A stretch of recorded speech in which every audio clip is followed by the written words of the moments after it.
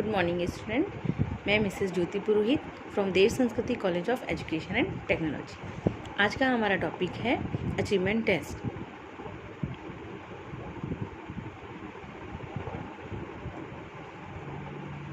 जिसकी रूपरेखा इस प्रकार है।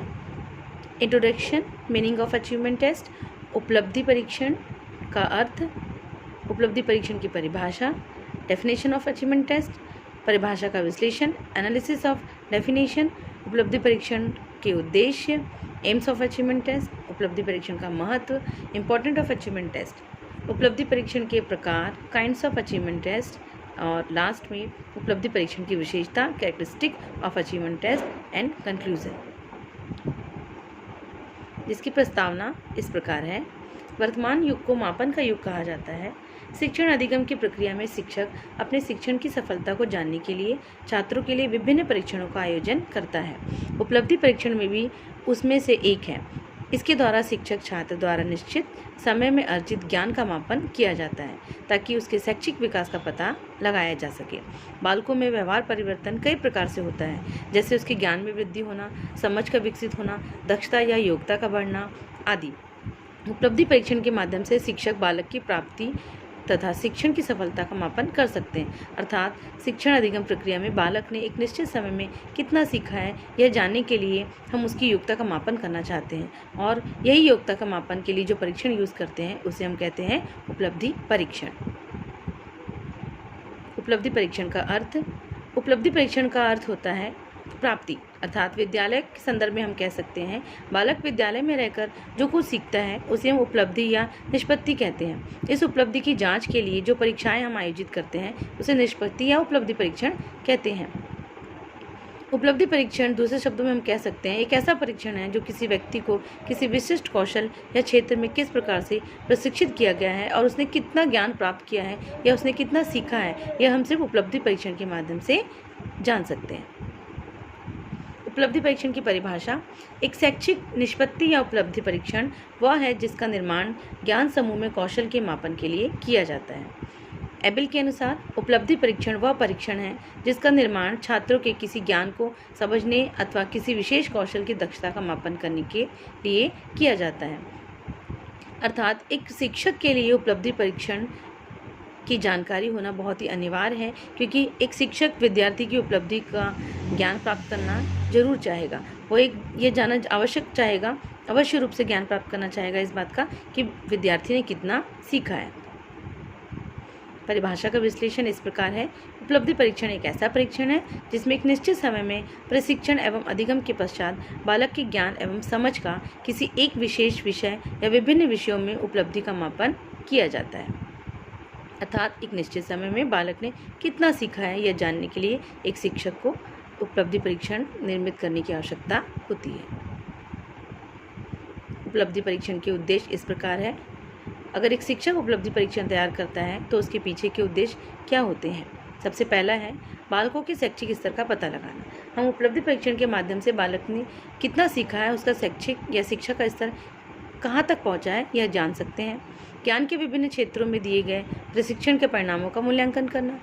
विद्यार्थी सिर्फ एक विषय का ज्ञान प्राप्त नहीं करता, वरन विभिन्न विषयों का ज्ञान प्राप्त करता है और विभिन्न क्षेत्रों का ज्ञान प्राप्त करता है। तो उसने किस क्षेत्र में कितना ज्ञान प्राप्त किया है इसका मूल्यांकन भी हम उपलब्धि परीक्षण के माध्यम से कर सकते हैं।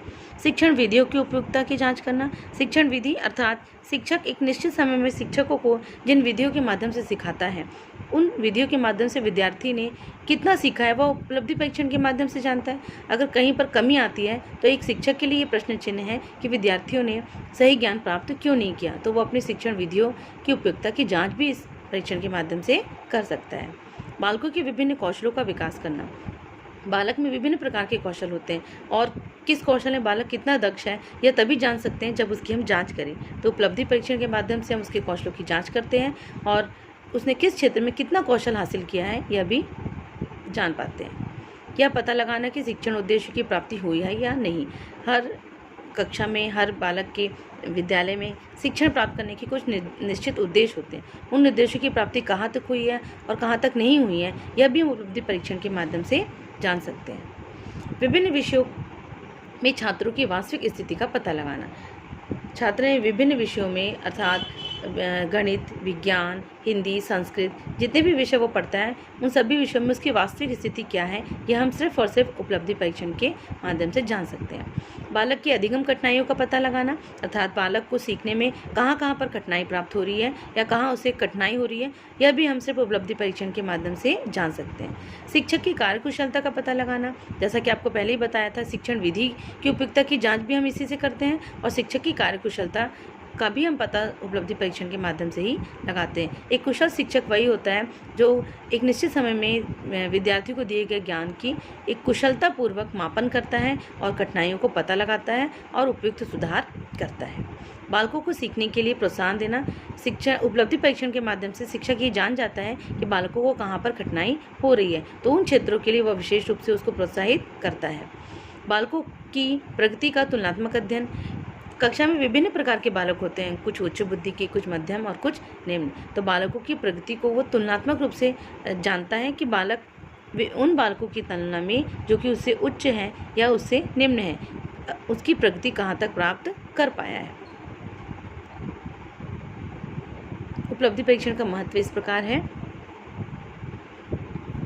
उपलब्धि परीक्षण का प्रयोग विभिन्न क्षेत्रों में व्यक्तियों के चयन एवं विद्यालयों में प्रवेश हेतु किया जाता है। उपलब्धि परीक्षण का विभिन्न क्षेत्रों में प्रयोग अर्थात व्यक्तियों का चयन, कहीं कहीं पर आपने देखा होगा इंटरव्यू या सिलेक्शन के लिए भी हम उनका एक छोटा सा टेस्ट लेते हैं जिसके माध्यम से चयन करते हैं कि किसने बहुत अच्छे से उस टेस्ट को दिया है और उसी व्यक्ति का उस उपयुक्त पद के लिए चयन करते हैं। आपने देखा होगा विद्यालय में एडमिशन के लिए भी बड़े बड़े विद्यालय जो कि जहाँ पर बहुत अच्छे से शिक्षा दी जाती है, वहाँ पर एडमिशन के लिए बच्चों का एक छोटा सा टेस्ट लिया जाता है और वहाँ पर सही बच्चों का चयन कर सके इसके लिए भी एग्ज़ाम लिया जाता है। इस परीक्षण से बालक को भविष्य में सीखने हेतु प्रेरणा मिलती है। बालक अपनी उपलब्धि को जान पाता है स्वयं कि उसने कितना सीखा और कितना नहीं सीखा है, कहाँ पर उसे कठिनाई है, तो वो अपनी कठिनाई और कमियों को दूर करने के लिए अगली बार और ज़्यादा प्रयास करता है, अर्थात उसे भविष्य में सीखने के लिए प्रेरणा मिलती है। इनकी सहायता से शिक्षण की विधियों की प्रभावत्मकता का मूल्यांकन करते हैं। शिक्षक ने किस तरीके से शिक्षण विधियों का प्रयोग किया है और उनका प्रभाव विद्यार्थी पर कहाँ तक पड़ा है, इसका मूल्यांकन भी हम उपलब्धि परीक्षण के माध्यम से ही कर सकते हैं। यह छात्रों को श्रेणियों में विभाजित करता है। श्रेणी अर्थात उच्च, मध्यम और निम्न। हमारे विद्यार्थी जो होते हैं, ज़्यादातर विद्यार्थी उच्च, निम्न और मध्यम, इन 3 श्रेणियों में ही हमको मिलते हैं और उसमें भी सबसे ज़्यादा पाए जाने वाले छात्र होते हैं मध्यम श्रेणी के लिए। तो उपलब्धि परीक्षण के माध्यम से हम विद्यार्थी को श्रेणी में विभाजित कर सकते हैं और एक उत्तम उपलब्धि परीक्षण वही है जो हमारे विद्यार्थी को श्रेणी में विभाजित कर सके। इस परीक्षण द्वारा बालकों को निर्देशन एवं परामर्श दिया जा सकता है। जैसा कि क्लियर है, नाम से ही हमने इतना जाना है इसके बारे में। तो अगर हम बालकों की उपलब्धि का परीक्षण करेंगे और उसके जब मार्क्स मिलेंगे या उसकी योग्यता का हमें आधार पता चलेगा कि उसकी योग्यता कितनी है, तब हम उसे सही निर्देशन, परामर्श दे सकते हैं कि उसे किस क्षेत्र में जाना चाहिए, उसे क्या करना चाहिए, या वह किस विषय में कितना कमज़ोर है, उसे किस पर्टिकुलर विषय के किस क्षेत्र पर या किस तथ्य पर ज़्यादा फोकस करना चाहिए, किस एरिया पर उसे ज़्यादा ध्यान देना चाहिए। अध्यापक की कुशलता एवं प्रभावशीलता का मूल्यांकन इन परीक्षणों की सहायता से करते हैं, अर्थात अध्यापक ने कितना सीखा है या अध्यापक किस तरीके से विद्यार्थियों को सिखा रहा है, उसकी प्रभावशीलता कितनी है, विद्यार्थियों की उपलब्धि परीक्षण में मार्क्स कितने हैं और जहाँ पर कमी है उस कमी में कितना सुधार किया गया है, ये सब भी हम उपलब्धि परीक्षण में अध्यापक की कुशलता के मापन के लिए कर सकते हैं। उपलब्धि परीक्षण के द्वारा छात्रों का वर्गीकरण, जैसा कि आपको बताया, विभिन्न श्रेणियों में बांट सकते हैं, उसी प्रकार उनका वर्गीकरण हम इसमें कर सकते हैं। उपलब्धि परीक्षण के द्वारा अधिगम की समस्याओं को जाना जा सकता है। हम जब तक उपलब्धि परीक्षण नहीं लेंगे विद्यार्थी का, तब तक हमें नहीं पता चलेगा कि विद्यार्थियों को कहाँ पर समस्या आ रही है। ये था उपलब्धि परीक्षण का महत्व। अर्थात अंत में ये कहना चाहूँगी महत्व के लिए कि एक उपलब्धि परीक्षण का महत्व जितना अनिवार्य विद्यार्थी की उपलब्धि को जानने के लिए, उतना ही शिक्षक की प्रभावशीलता को जानने के लिए भी उसका महत्व होता है। और एक शिक्षक का सबसे अनिवार्य उपकरण या टूल होता है, वो होता है उपलब्धि परीक्षण, जिससे वो अपनी योग्यता, अपनी कमियों, अपनी समस्याओं, विद्यार्थी की योग्यता, विद्यार्थी की कमियों और विद्यार्थी को समस्याओं को जानकर उसके निदान हेतु सही उपचार कर सकता है। अब हम देखेंगे उपलब्धि परीक्षण के प्रकार। यहाँ पर देखेंगे एक चार्ट बना हुआ है, उसमें यहाँ पर मुख्य रूप से 2 उपलब्धि परीक्षण के प्रकार दिए हैं, मानकीकृत उपलब्धि परीक्षण, अध्यापक निर्मित उपलब्धि परीक्षण। तो यहाँ पर मानकीकृत उपलब्धि परीक्षण के बारे में हम आगे चर्चा करेंगे। यहाँ पे एरो देखेंगे, अध्यापक निर्मित परीक्षण जो होता है 2 प्रकार का, आत्मनिष्ठ और वस्तुनिष्ठ। अब आत्मनिष्ठ में भी 3 प्रकार होते हैं, दिखाई दे रहा होगा आपको, मौखिक परीक्षण, प्रयोगात्मक और लिखित परीक्षण। अब यहाँ पर लिखित परीक्षण भी 3 प्रकार का होता है, निबंधात्मक परीक्षण, वस्तुनिष्ठ परीक्षण और लघु उत्तरीय परीक्षण। आइए इनके बारे में चर्चा करेंगे आगे। सबसे पहला है मानकीकृत परीक्षण। मानकीकृत परीक्षण, यहाँ पे उदाहरण लिखा हुआ है, परीक्षण प्रपत्र में मैनुअल का होना। अर्थात मानकीकृत परीक्षण को हम इस प्रकार बता सकते हैं कि किसी मानक या स्तर तक लाया हुआ परीक्षण मानकीकृत परीक्षण कहलाता है। अर्थात मानकीकृत परीक्षण वह परीक्षण है जिसे मानक या स्तर तक पहुंचा दिया गया हो। यहाँ पर मानक से आशय है एक निश्चित पैमाना या स्तर जहाँ पर उसे निर्धारित किया गया है, जिसमें कि हम मानकीकृत परीक्षण की प्रक्रिया या चरणों से हमें गुजरना होता है। विश्वसनीय होना चाहिए प्रपत्र, वैध होना चाहिए और उसके उपयुक्त मानक होने चाहिए, और उन मानकों के आधार पर उसका एक मैनुअल तैयार किया जाना चाहिए, जिसके आधार पर शिक्षक उस उपलब्धि परीक्षण को विद्यार्थियों पर अप्लाई कर सके। इसकी एक लंबी प्रक्रिया होती है। किसी परीक्षण को अगर हमको मानकीकृत करना है तो बहुत लंबे चरणों से होकर गुजरती है, और एक उपलब्धि परीक्षण अगर मानकीकरण की प्रक्रिया से होकर गुजरता है तो ये उसके लिए बहुत ही अच्छी बात होती है। अब हम देखेंगे अध्यापक निर्मित परीक्षण, तो उसके बारे में थोड़ा सा मैं बताना चाहूँगी। अध्यापक निर्मित अर्थात हमने देखा होगा सामान्यतः हम विद्यार्थियों की कक्षा में परीक्षा लेते हैं, कभी मौखिक परीक्षा ले लेते हैं, कभी लिखित लेते हैं, लेकिन अगर हम लिखित परीक्षा ले रहे हैं तो उसका भी एक आधार होता है कि हमको किस प्रकार की लिखित परीक्षा लेनी है। आपने देखा होगा विद्यालय में त्रैमासिक परीक्षा होती है, अर्धवार्षिक होती है, मॉडल एग्जाम होते हैं, उनके पीछे जो परीक्षण बनाए जाते हैं वो अध्यापक निर्मित ही होते हैं। और एक कक्षा में जो मंथली टेस्ट होता है, वीकली टेस्ट होता है, उनका आधार जो होता है वो अध्यापक निर्मित ही होता है। अर्थात अध्यापक अपने पढ़ाए गए ज्ञान या दिए गए ज्ञान के आधार पर कुछ निश्चित सिद्धांतों का पालन करते हुए योग्यता अनुसार एक परीक्षण निर्मित करता है, जिससे वो विद्यार्थियों को निश्चित समय में पढ़ाए गए ज्ञान की जानकारी प्राप्त कर सके। उसे हम कहते हैं अध्यापक निर्मित परीक्षण, जो कि किस प्रकार का होता है देखेंगे। सब ए और बी, ए है आत्मनिष्ठ परीक्षण और बी है वस्तुनिष्ठ। यहाँ पर देखेंगे आत्मनिष्ठ परीक्षण, ये भी 3 प्रकार के होते हैं। पहला होता है मौखिक, उदाहरण के रूप में प्राथमिक कक्षाओं और उच्च कक्षाओं में वाइवा का आयोजन। आपने देखा होगा प्राथमिक कक्षा में बच्चों से ओरल पूछा जाता है, अल्फ़ाबेट, काउंटिंग, फलों के नेम,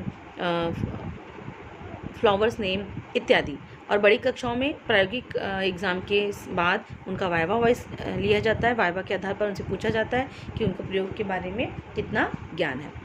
दूसरा है प्रयोगात्मक परीक्षण, उदाहरण विज्ञान के लिए किया जाने वाला प्रयोग।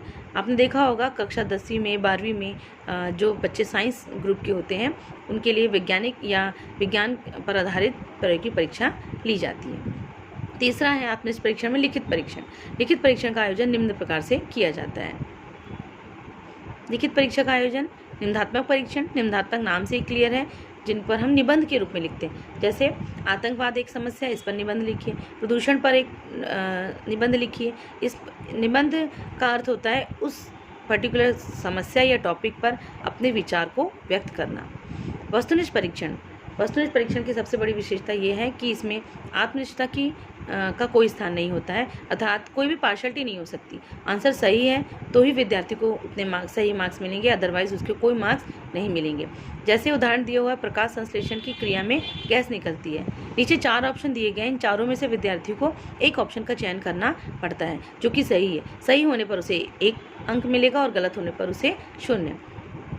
फिर है लघु उत्तरीय प्रश्न, उदाहरण टिप्पणी लिखिए 100 शब्दों में। यहाँ पर आपको समय सीमा बांधी है कि आपको 100 शब्दों में ही अपने विचारों को व्यक्त करना है। राष्ट्रीय पर्व पर और महात्मा गांधी, इनमें से विद्यार्थी को जो सही लगता है या उचित लगता है वह उस पर अपनी टिप्पणी लिख सकता है, जिसका आधार रहेगा कि उसे 100 शब्दों में ही उसे लिखना है। लेकिन लघु उत्तरीय और निबंधात्मक प्रश्नों में ये थोड़ी सी कमी होती है कि जो कॉपी को चेक करने वाला होता है उसके अपने विचार होते हैं राष्ट्रीय पर्व के बारे में या महात्मा गांधी के बारे में, या ऊपर निबंध के रूप में आतंकवाद को वो किस नज़रिए से देखता है। हो सकता है विद्यार्थी ने उस नज़रिए को ना डाला हो तो उसके अंक देने में थोड़ी सी कहीं त्रुटि या पार्शलिटी हो सकती है। लेकिन वस्तुनिष्ठ परीक्षण में इस प्रकार की कोई भी भेदभाव या पार्शलिटी की संभावना नहीं रहती है, इसलिए वस्तुनिष्ठ परीक्षण को बहुत ही सही माना जाता है।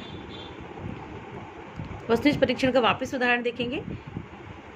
ऐसे परीक्षण जिनकी रचना शिक्षक अपने अनुभव के आधार पर शिक्षण उद्देश्यों, अपेक्षित व्यवहार परिवर्तन एवं आवश्यकताओं की पूर्ति हेतु करता है, ये वस्तुनिष्ठ इसलिए कहलाते हैं क्योंकि इनमें एक निश्चित उत्तर होता है। उदाहरण, भारत के प्रथम राष्ट्रपति कौन थे, या भारत के प्रधानमंत्री कौन थे, भारत की सबसे लंबी नदी कौन सी है, इत्यादि। इस प्रकार के प्रश्न जिनमें विद्यार्थियों को ऑप्शन में कुछ उत्तर की श्रृंखला दी हुई होती है, उनमें से उसे किसी एक सही उत्तर का चयन करना होता है। इस प्रकार के प्रश्न वस्तुनिष्ठ प्रश्न कहलाते हैं। उपलब्धि परीक्षण की विशेषताएं देखेंगे। बालक की योग्यता। उपलब्धि परीक्षण के माध्यम से बालक की योग्यता का सही मापन कर सकते हैं। शैक्षिक विकास, शिक्षा के क्षेत्र में उसने कितनी उन्नति हासिल की है और कहाँ पर कमी है, कहाँ पर उसे समस्याएं हैं, उन क्षेत्रों पर शैक्षिक विकास किया जा सकता है। शैक्षिक मार्गदर्शन करना, विषयगत समस्याओं का समाधान करना, कठिनाइयों को दूर करने का मार्गदर्शन दिखाना, या फिर कक्षा 10वीं या 10वीं के बाद उसे सही विषय चयन करने में मार्गदर्शन करना उपलब्धि परीक्षण के माध्यम से, या फिर कक्षा 12वीं के बाद उसे किस क्षेत्र में या किस पर्टिकुलर फील्ड का कोर्स करना चाहिए, इसके बारे में भी मार्गदर्शन हम सिर्फ और सिर्फ उपलब्धि परीक्षण के माध्यम से दे सकते हैं। प्राप्त ज्ञान की सीमा, उसने कहाँ तक कितना ज्ञान प्राप्त किया और कहाँ पर कमी है, इसका ज्ञान भी हम उपलब्धि परीक्षण के माध्यम से ही प्राप्त कर सकते हैं। प्रशिक्षण, अब उसे कहाँ पर प्रशिक्षण देने की आवश्यकता है, कहाँ पर निदान की आवश्यकता है, कहाँ पर उपचारात्मक प्रशिक्षण देना है, यह भी हम सिर्फ और सिर्फ उपलब्धि परीक्षण के माध्यम से जान सकते हैं। अब यहाँ पर प्रशिक्षण अगर दिया हुआ है तो प्रशिक्षण होता है हमारा निदानात्मक और उपचारात्मक। अगर बच्चे को कहीं पर हमें लग रहा है कि समस्या है, परीक्षण के माध्यम से हमने जाना कि पर्टिकुलर इस फील्ड में उसे प्रॉब्लम है, तो उसके लिए उसे विशेष कक्षाएँ का आयोजन किया जाता है, जहाँ पर हम उसे उपचारात्मक प्रशिक्षण देते हैं और उसके बाद हम उसका एक निदानात्मक परीक्षण लेते हैं, जिसके माध्यम से हम जान जाते हैं कि कहाँ पर जो समस्या थी और समस्या का समाधान कहाँ तक हुआ है। उपसंहार इस प्रकार है। स्पष्ट है कि उपलब्धि परीक्षण छात्रों की योग्यता का मापन करता है कि उसने प्रशिक्षण के बाद कितना ज्ञान अर्जन किया है या उपलब्धि हासिल की है। उपलब्धि परीक्षण के माध्यम से ही छात्रों को उचित मार्गदर्शन दिया जा सकता है। एक अच्छे उपलब्धि परीक्षण या एक अच्छा उपलब्धि परीक्षण वही है जो बालक की सभी योग्यताओं का मापन करता है तथा जो अधिक विश्वसनीय और वैध होता है। यहाँ पर विश्वसनीय और वैध शब्द यूज़ किया गया है। इसका आशय यह है कि वह मानकीकृत परीक्षण को भी साथ में शामिल कर रहा है, क्योंकि परीक्षण दो प्रकार के होते हैं, मानकीकृत और अमानकीकृत। तो जो अध्यापक निर्मित परीक्षण होते हैं वो अमानकीकृत होते हैं और जो मानकीकृत परीक्षण होते हैं वो अध्यापक निर्मित जरूर होते हैं, लेकिन उनमें मानकीकरण की प्रक्रिया से होकर उस परीक्षण को गुजरना होता है, जो कि बहुत ही विश्वसनीय और वैध होती है। इसलिए उस पर हम सभी यकीन कर सकते हैं और उसे हम ज़्यादा सही मानते हैं अध्यापक निर्मित परीक्षण की तुलना में। हेनरी चोंसी ने लिखा है, प्रत्येक उपलब्धि परीक्षण में छात्रों को किसी न किसी रूप में अपने द्वारा प्राप्त ज्ञान का इस प्रकार प्रदर्शन करना पड़ता है जिससे कि उसका अवलोकन तथा मूल्यांकन किया जा सके। अर्थात उपलब्धि परीक्षण ऐसा होना चाहिए जिससे विद्यार्थी की योग्यता, क्षमता, कठिनाई, कौशल, हर क्षेत्र के बारे में हम जानकारी प्राप्त कर सकें। धन्यवाद।